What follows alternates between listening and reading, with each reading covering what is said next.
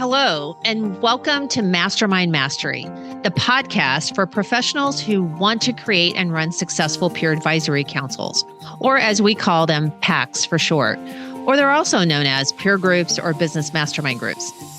I'm your host, Tina Corner Stoltz, founder of LX Council, where I've been in the industry running groups since 2005 and now help those like you with education, certification, and support wanting to do the same. At one time, I ran 10 groups, nearly 100 members, and sold my groups for a good multiple, and recently released my second book, Your Seat at the Table, How to Create and Run Your Own Peer Advisory Councils, published by Forbes, and grateful to you that it's an Amazon bestseller. I invite you to join each week where we share strategies and techniques to successfully launch and become a master of running your PACs. You'll hear insights, perspectives, do's and don'ts, learn from my and my guests' mistakes, successes, and get the inside track to key takeaways. Each time we have a guest, we'll be having a bit of fun. So are you ready? Let's get going and dive into today's episode. Hello, everyone, and welcome to another episode of Mastermind Mastery. I'm Tina Corner Stoltz, your host, and today's topic is how much personal do you bring into the meetings? So when you think about the personal lives of your members and then their business lives, typically, right, when someone becomes part of a group, they think, this is how it's going to help my business. But how does personal play into it? And how much personal do you bring, if any at all, into it? Because there's this saying, it's personal, it's just, it's not personal. Let me get the saying right.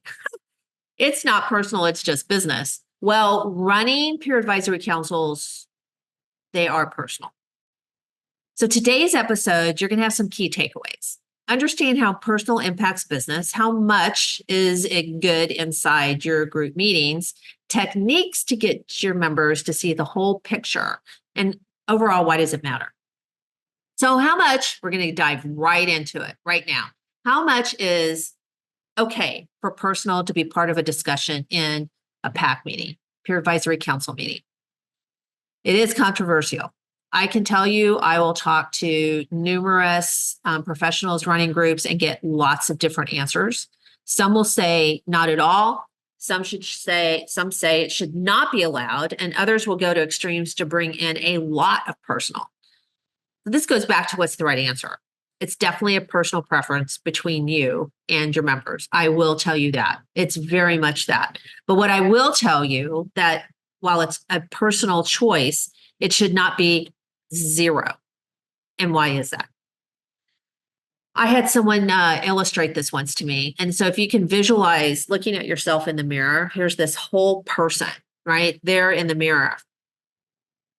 And if you don't allow personal to be incorporated into your meetings, then basically what you're saying to that person that you're seeing in the mirror is split yourself down the middle. And the right side is your business side, and the left side is your personal side. And the only side that you're taking to the meeting is your right side, the business side.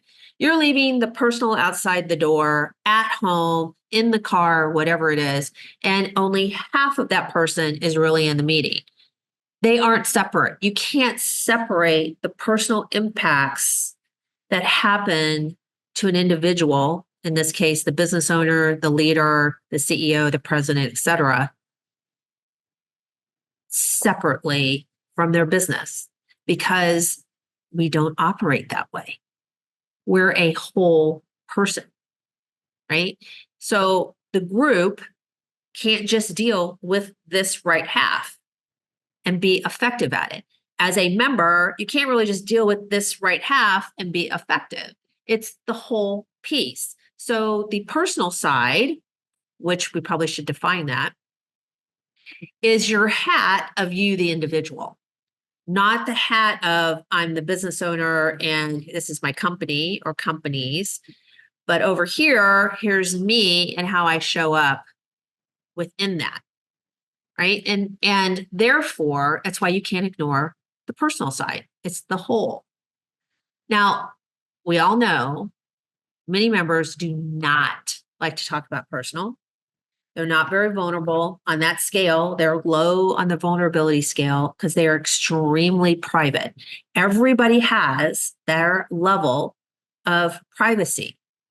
And it will be very hard to get some people to rope in anything personal that really are very private. And then it will be, you'll know there are some members that just will talk about everything personal and private that really isn't private because they talk about it, that many will believe is just too much TMI, too much information. And there will be that balance. Well, their business is private too. And personally knowing situations is helpful to the overall picture to explain the benefits of roping in the personal, right? So the benefits such as addressed in the COPE, so challenge, opportunity, problem, or idea in a holistic manner, is the ultimate outcome. It's just not the business only side, right? Because it might not work and be addressed well on the business challenges if you're not understanding how the owner is showing up personally. So adding a personal component to your meetings will increase the level of vulnerability and trust and openness in your group, though. Because when people reveal things personally, they feel like you kind of let them into your inner circle by sharing something personal, regardless of how simple it is, like how many children you have, to something very intimate, which is maybe a personal tragedy or a regret that you have personally. But it impacts how you think and how you run your business. So the one rule of thumb I kind of use about personal and business is talking with your group openly about this and asking them, as a member, there are things personally that if the group knew about you would help them give you better insights, perspective, advice, and support. And whatever those are, feel comfortable sharing those. It will only increase your value that you get out of being a member. It will only increase what you can take out of the conversations that you have. It will only increase the effectiveness of your decision making.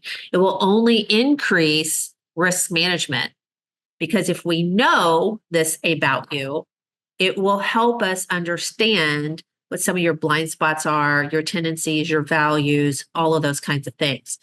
So the benefits are tremendous if there's at least a certain amount of personal understood by everybody that is in your group. But how do you do this? Well, you can instill it by explicitly giving permission to include personal, and encouraging them to share it. And there's a lot of different ways to do that. For example, when you open up, and many of you that we talked about my transition, which is how it is you open up a meeting, get everybody engaged really, really quickly for them to be present, et cetera. But you can include a personal question or ranking and not just business only. So a lot of our licensed partners do that. When they open up, they have the members rank on a scale. It could be 1 to 5, 1 to 10, or it could be a word, describe a word about how you are personally, in addition to business, in addition to health. And health is a very interesting point I want to make, in that if you do not do this today, asking your members how things are going regarding their health is just flat out good business.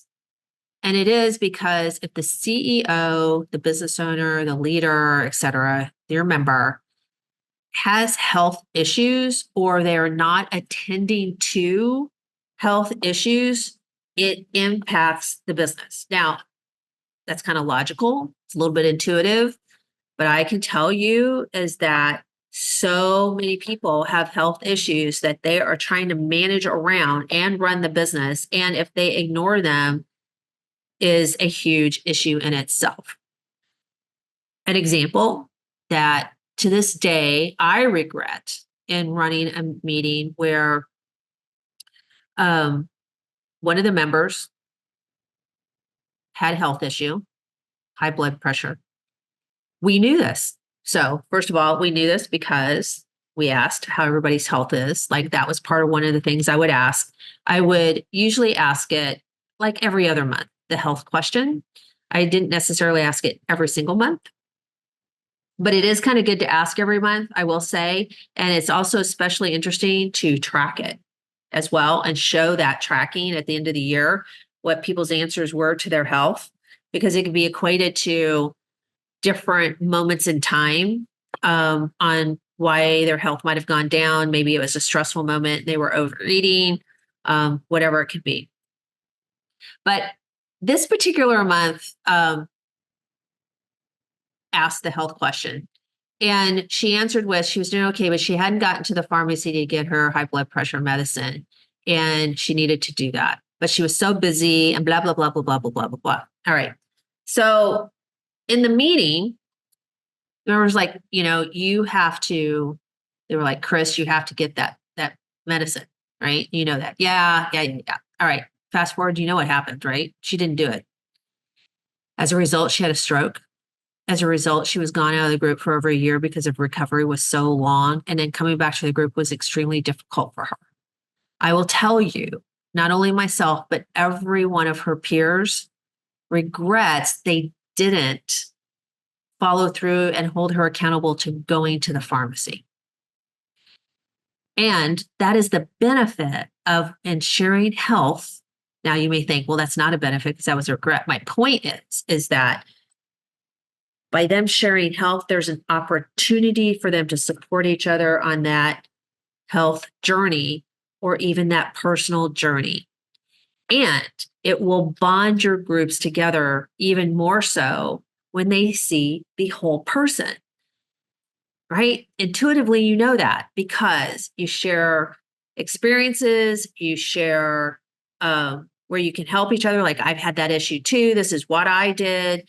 And it takes a whole new level of conversation because then when everybody sees each other before the meeting or during breaks and they're chatting, they can always ask, hey, how's your kid doing at so-and-so college? And how is this going with your husband with that venture? And it just makes for truly an all-encompassing experience. The member experience is heightened when you add the personal component into it. So you can specifically ask for personal updates. That's another way. It's like, you know what? This month in giving updates, give a personal update, or every month, personal update on how things are going. And particularly, you can ask in regards to when they do deep dives on the business and making sure that you have a section personally about what their goals are, what is important to them personally. When they set goals for the year, include personal in addition to business. And so therefore, when they give an update at the end of the year, how did it go? They're talking about personal and business. And that works really, really well because the bottom line is there is no work-life balance. It's work-life integration, right? And having that integration and having the ability to talk about that and having particularly new members when they do their introductions, having them talk a little bit about their personal, like what brings them joy, what's their biggest regret personally, most proud of personally, even ask what's the biggest personal challenge or what's one thing that the group needs to know about them that personally will help in them understanding how they run the business. What's their biggest fear regarding their life? What's one thing personally needs to be improved on so it doesn't impact the business? You get the idea. Those are all good things that you need to know about your members as well. Whether you get that in your coaching sessions, if you're doing those in between, or if you're doing in what we call quarterly achievement sessions, QASs, or if you don't do any of that and you just do a pure meeting, then it's how you touch base with them in between, or the coffee, or the social that you have, etc. So personal, incorporating into your meetings is okay. It's somewhat of a necessity because when people understand somebody's background personally, it helps them give better insights for the best business decisions and support. That is the whole essence of why being in a group. So key takeaways, decide how much personal you initiate. You lead by example. Encourage as the opportunity arises, especially for those that are not so warm and fuzzy. Okay. That you can expand on personally. So when there's a conversation happening, maybe, let it go, encourage it, educate your members on why you're asking about personal, that this just isn't fluff, that there is a reason behind it, the importance of sharing. To educate your members about that, even those that aren't so warm and fuzzy will understand there is a why. And there is a why by incorporating personal in. And I hope today's episode, it causes you to think about how can you do a better job of it, incorporating it, and how much do your members really know about each other personally? And what is really important for them to know about each other personally that will make their experience even heightened by being in your group? Thanks again, everyone, for another episode and joining me this week. And until next week, as you know, go make it happen. Hey, moderators of peer groups. Thank you for listening to today's episode. To get access to show notes and exclusive content and resources, go to tinacornerstoltz.com or www.lxcouncil.com, where you can also become part of our online exclusive community. Attend our academy, where there are over 13 modules of how to create and run a successful peer advisory group, mastermind group, as well as free resources, white papers, checklists, and more. And you can even contact me there as well. If this episode resonates with you and you know someone who can also benefit from listening, please share with them by taking a screenshot or post it on your social media. I also love reviews and appreciate hearing from all of you who are doing this wonderful work of running peer groups. Please tune in next week for the next episode of Mastermind Mastery. And I will close by sharing something my mentor did after every learning moment with someone he connected with. He reached into his pocket and he shared a shiny pebble with anyone he passed knowledge to and asked them to forward that pebble knowledge on. Now, I encourage you to pass on a pebble, the takeaways you learned today, to either your existing groups or fellow peers. Now, go make it happen.